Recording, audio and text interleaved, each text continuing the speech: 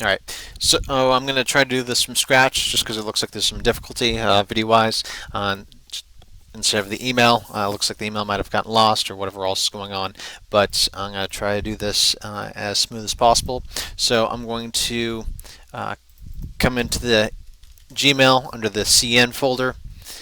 Obviously, it's going to be under my drive, under the CEN folder here, 4020, and under my engine. So just download it like any other file. Download. I already downloaded it. It's 48 megabytes, so I'm not going to waste my time doing that. The other two items that you need to download is the G-test. G-test is the Google test that we use for engine testing. You need to download this, otherwise you'll start having errors. Or there's another way to get around it, but I wouldn't recommend it. Just download the G-test. It's going to be a PDF file, not PDF, but a zip file, and download it like normally would. I already downloaded it. And then finally, glue. If you just type it in, it's going to be this OpenGL. It helps the GL work in correlation with our files. Just download the 32/64-bit version. I already downloaded it. I'm not worried about it. Everything else is downloaded into my download file. Actually, it looks like I did not download it from earlier, so I will now. Silly me. I guess I really did want to start from scratch. So, and OK. I'm going to create a new project right in my downloads folder, just so that it shows that we are basically from scratch. I'm going to go to the project here, and this my engine. Once it gets downloaded, just extract it all into this project. So I'm going to do under downloads/project. Hit OK. One other item that you need to download while that it's extracting is actually the Qt project itself. Just type in Qt. It should be sufficient, but just in case, Qt project. Come to the downloads page, and off to the side here is the community. You want to scroll down to where it says View All Downloads, and then go down to the offline installers, specifically for Windows. You want to get the 32-bit version of OpenGL 2013. Download that. I already did. Install that like a regular exe, and then down below under Other Downloads should be the Visual Studio 1.24 for the Qt5, because this is the version that we currently have installed. Once again, I actually had it installed earlier. When you install it, it should be under CQT. There it is. So, coming back to my downloads file, the glue here, I'm going to just extract all of this in the current folder. And then I'm going to do the same thing with G-test. I'm going to extract all. Close that. And I don't need to see the folder. Extract all. Perfect. And then, once again, for the Qt, just install it. When you do, it should be installed under C/Qt. Yes, I do want to. It's already installed in my engine. That's already under my project. And you can actually already tell that it's already linked with the SVN, if that is already installed, the Tortoise SVN. So here's my engine, and here are the three folders I was talking to you about earlier. Now, with these three folders, you want to actually add a fourth, because each folder is considered a project. We don't want to add our middleware to any specific project, so we're going to create our own called middleware. Specifically, you do need to call it middleware. Inside, there's going to be the three folders that you end up downloading earlier. The first one is going to be Qt. The next one is called glue, and the last one is called G-test. Okay, I'm going to open another folder from earlier. Here's my glue 32. Glue 32. I'm going to copy all this and paste it right into the glue, and then go to G-test, and copy and paste this into the G-test. And then come into the CQT, go into the 5.4, the OpenGL. You want to copy the bin, the include in the library, copy, do not drag and drop, copy and paste. You'll see it come up here. Minimize that, I don't care. And that should be about good. I do not want to include this into my repository, so I'm going to go to SVN and add to ignore recursively, because anything we add here should not be added to the repository. And so when you go to, I'm going to just hit refresh, you should see a, well, usually you would see a negative check mark right next to it. I don't care about it. It could be because this isn't updated to the newest part. It's not that big of a deal to me. So everything should be good to go for now. So we're going to open up our Visual Studio, and we're going to open our project solution. I'm going to come to my downloads, make sure I'm actually going into the updated one with you guys, the project, my engine, and into the sandbox, and finally into the sandbox. This is asking, do you really want to open it because you did download it from the internet? I don't want to be asked. Yes, I do. And then you can see our three projects, the engine tester, and the sandbox.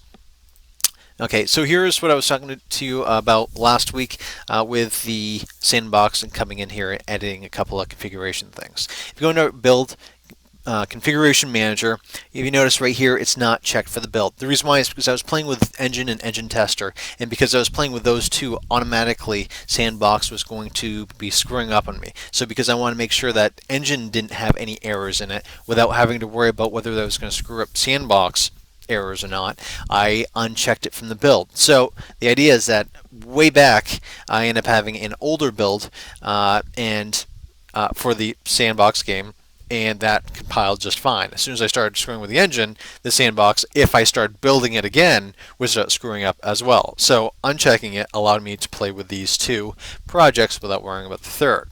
So if you hit, I'm going to clean the solution first, and hit build, you really shouldn't have any problems here. It's going to take a moment because everything's cleaned out. And look at that, succeeds, 0 fails. Now if we come back and go to Configuration Manager and hit build, we're now going to include the sandbox, and we're going to rebuild the solution. And this is where the problem, oh, right there, the problem is going to come. We have a linker error because we have a glue32. Well, seeing as though it built successfully from the engine or the engine tester, but all of a sudden we end up adding the sandbox, it's going to be from our sandbox game. Now if you couldn't figure this out before, or let's say all of them were checked and all of a sudden you had that problem, you can easily check your files and go, okay, what uses glue? Well, you can look at every single file here, or here, and realize, you know what, this GL win glue is being used, so it's going to be under at least, if nothing more, the sandbox game.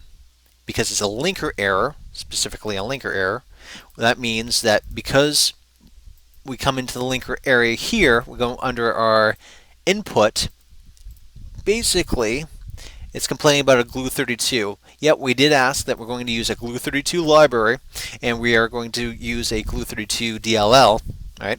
But we have to specifically point where it's located, and this is where I must have messed up before. So still under the linker section, under General, you're going to come to the additional library directories. Hit your edit, and you can see there's a few libraries already edited. Well, if you don't know where that G32 is, come back into your downloads, your project folder, your engine and middleware. It's going to be under glue, and you can just do a quick, simple glue 32 search. Look at that. It's going to be under project, my engine, middleware, glue, lib, release. Or you right click it and you go to open file location. Now let's back up one folder. We don't want the 64-bit specifically. We really want the 32-bit. If you go to 64-bit, you're going to screw up, you have problems. Everything in our project is 32-bit. Simple as that. So we're going to actually come to the glue 32.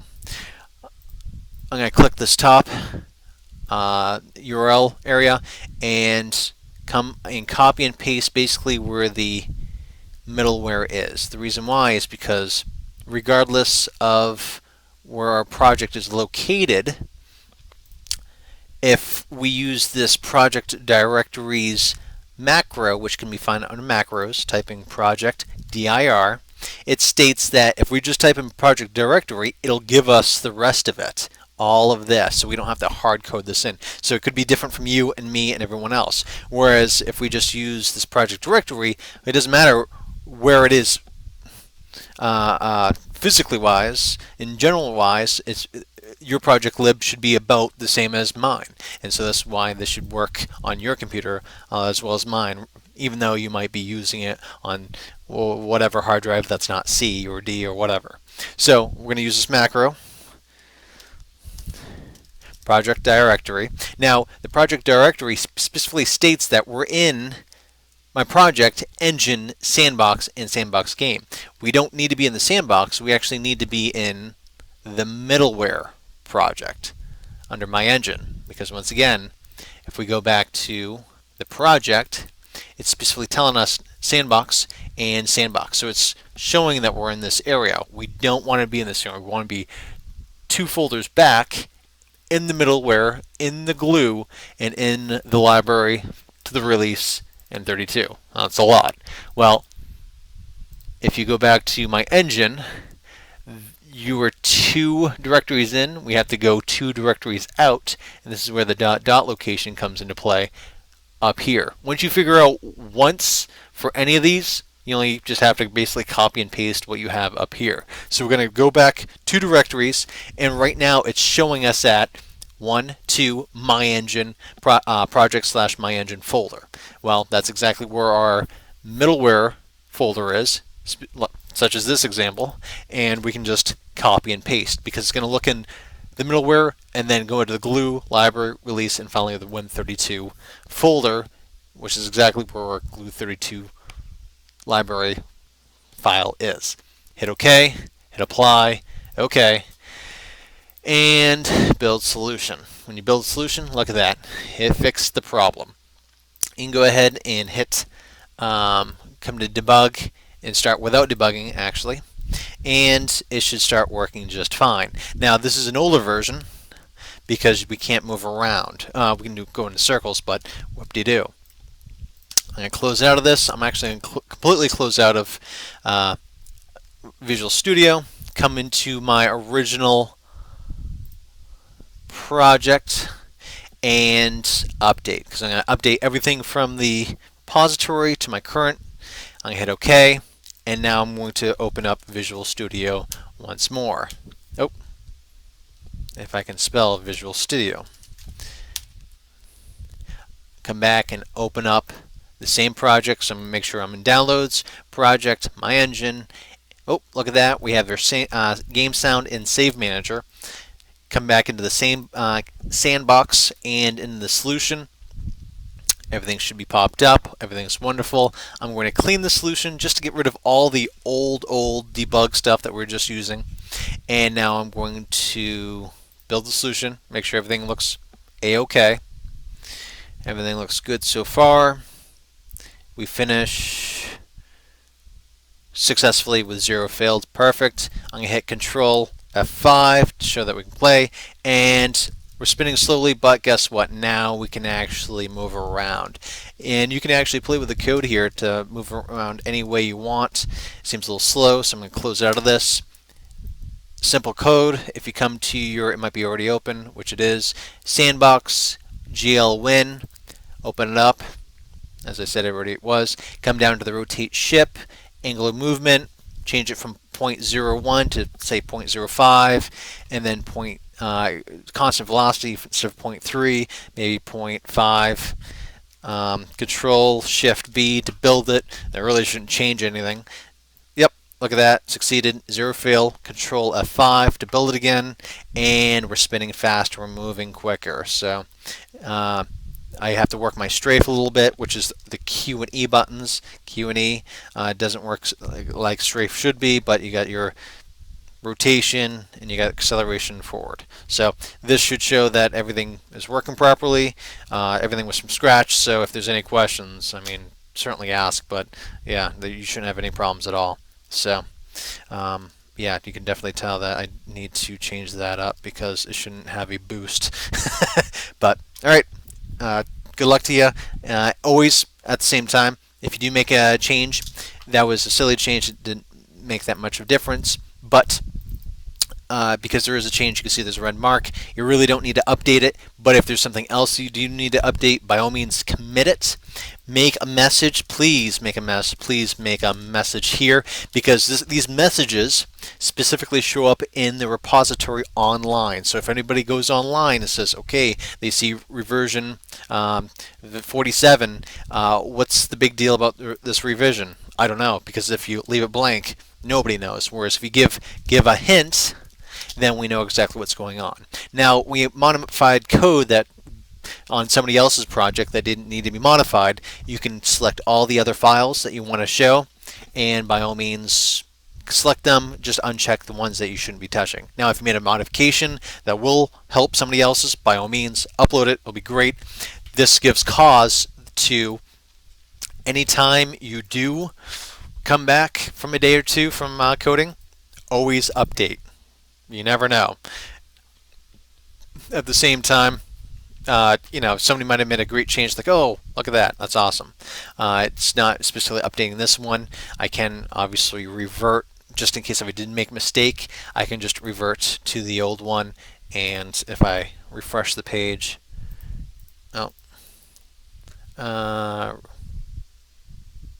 revert, or update to reversion, it doesn't matter. You really shouldn't actually have, it may not be giving it just because I'm already in the in Visual Studio, but I'm gonna hit update or revert. Doesn't matter. You can play with it, around with it, as long as you're able to do what needs to be done. So if there's again any questions or whatever, certainly give a call. So